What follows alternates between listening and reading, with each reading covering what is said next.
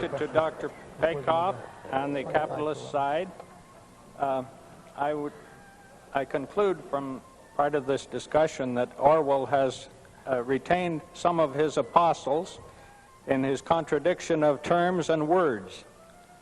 Your pursuit, Dr. Peikoff, in the building of selfishness, no, in the survival, to build your pursuit of survival is built on selfishness, contradicts any claim to a peaceful intellectual pursuit to achieve objectives in a peaceful way. Hitler perfected this.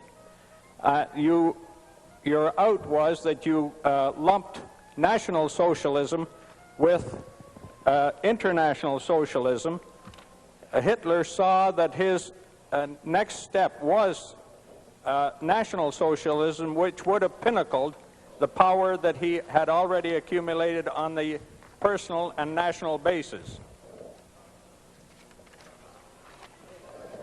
All right, I'll take that. All right, would you not agree? I got it. Would you not agree?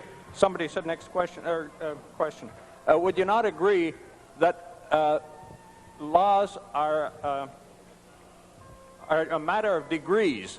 That is, socialism is attempting to pursue the laws for a greater percentage of equality, not equality, but a greater percentage of equality, which would include capitalism, and this is the area in which capitalism is resenting.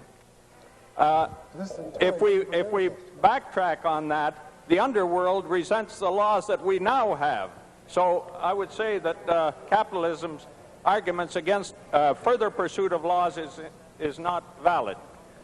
Well, I have to ignore the last part because I don't know what you're talking about, but the first part I would like to comment on. Selfishness, as a term, simply means that the recipient of the values you create should be yourself. It leaves entirely open the question, what values should you aim to pursue and by what means should you achieve them? And if you had any rudimentary knowledge of the history of ethics, there are many egoists of all kinds of different varieties.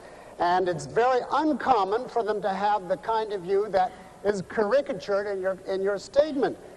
There's nothing in the idea, I should pursue my interest, to say I should pursue it by means of cutting your throat or violating the canons of peace. There is no such thing, particularly when you hold, as I do, that the only essential means that human beings have to deal with reality or achieve values is thought, is the mind, and that all of human life depends on the sanctity and absolutism of the mind. If you hold that, you would shudder in the name of self-interest against any form of coercion or non-peace against others, and you would do it for your own self-interest.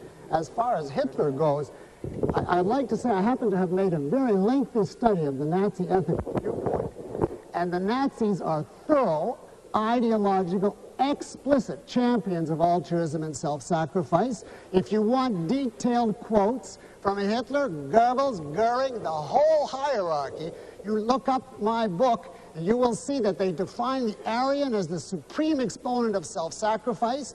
They equate the ideal Nazi as the one who gives up everything, not only his wealth, but his mind, his independent judgment, to the Fuhrer, and they preached universal sacrifice. All Germans were to sacrifice for the master race, which was no one individual, it was a mythical, supernatural entity, and the whole rest of the world was to sacrifice. There was no one to be selfish. They were the opposite of champions of selfishness.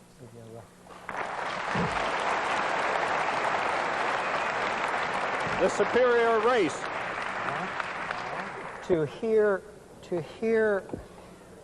that the Nazis believed in a kind of altruism and, to be told that the Nazis believed in a kind of altruism and self-sacrifice that in other parts of this evening we have been told is comparable to some of the things that us benighted socialists believe is, forgive me, for a Jew, so offensive and so intolerable that I can't answer any more of that question.